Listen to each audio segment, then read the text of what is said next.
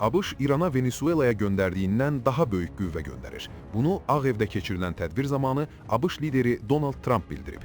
İrana tərəf böyük bir armada, flotiliya, necə istəyirsiniz adlandırın, irəliləyir. Bu, hətta Venezuela sahillərində olan qüvvəmizdən də böyükdür, deyə o bildirib. Bununla yanaşı, Trump, Vaşinqtonun Tehran ilə sazişə nail olacağına ümid etdiyini qeyd edib. Əgər biz sazişə nail olmasaq, nə baş verəcəyinə baxarıq, Ağ Ev rəhbəri əlavə edib. Yaxın Şərq yenə alışır. ABŞ silah gətirir, İran təhdid edir. ABŞ-İran xəttində vəziyyət yenidən kritik həddə çatıb. Bu sözləri jurnalist Əlbəyi Həsənli qeyd edib.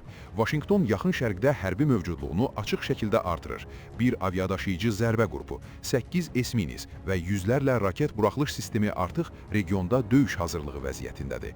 40 min əskər, barmaq tətikdə. Bu diplomatik mesaj deyil, güc nümayişidir. İran tərəfi isə xəbərdarlıq edir. İstənilən hücum ümumi müharibə kimi qəbul ediləcək. Yəni ritorika yox, real eskalasiya riski var, o bildirib. Bu, elan edilməmiş müharibədir. Əslində müharibə gedir. Əsəb müharibəsi çoxdan başlayıb. Birazdan isə real şəkildə sükut pozulacaq. Yaxın Şərq yenidən böyük oyunun mərkəzinə çəkilir. Ümid edək ki, Azərbaycan ən pis variantlara da hazırdır. İsrail Livanı bombalamağa başlayıb. Bu barədə ordunun mətbuat xidməti məlumat yayıb. Məlumata görə, İsrail ordusu Livanın cənubuna bir sıra zərbələr indirib.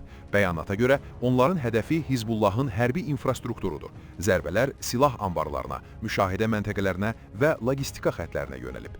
İsrail tərəfi bu addımların ölkənin şimal sərhədləri boyunca təhlükəsizliyi təmin etmək və Hizbullahın mümkün hücumlarını qarşısına almaq məqsədi daşıdığını vurğulayıb.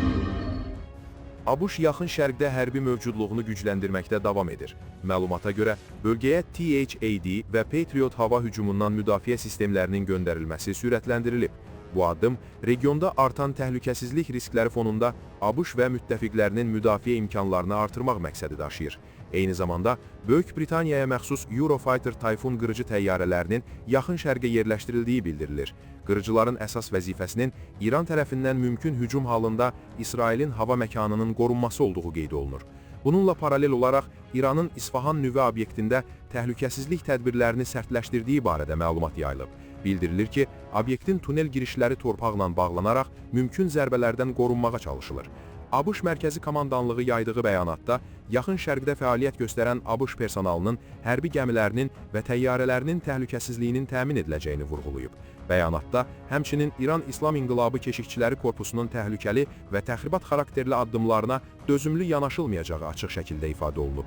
Məlumatlara görə, ABŞ-a məxsus tanker təyyarələrinin də bölgəyə axını davam edir ki, bu da mümkün geniş miqyaslı hərbi əməliyyatlara hazırlıq kimi dəyərləndirilir. Regionda gərginliyin artması beynəlxalq ictimaiyyətin diqqətini Yaxın Şərqdəki təhlükəsizlik balansına bir daha yönəldib. ABŞ ordusunun mümkün helikopter əməliyyatları fonunda bölgədə təhlükəsizlik tədbirləri daha da sərtləşdirilib. Məlumatlara görə, İran İslam İnqilabı Keşikçiləri Korpusunun xüsusi təyinatlı qüvvələrinə raket bazalarının və nüvə obyektlərinin qorunması ilə bağlı xüsusi tapşırıqlar verilib. Bu göstərişlər mümkün hava desant əməliyyatlarının qarşısının alınmasına yönəlib. Eyni zamanda Çindən havaya qalxan Boeing 747 tipli təyyarənin İrana eniş etdiyi bildirilir. Təyyarənin uçuşu və daşıdığı yüklə bağlı rəsmi açıqlama verilməsə də, bu hadisə regionda artan hərbi siyasi gərginlik fonunda diqqət çəkir.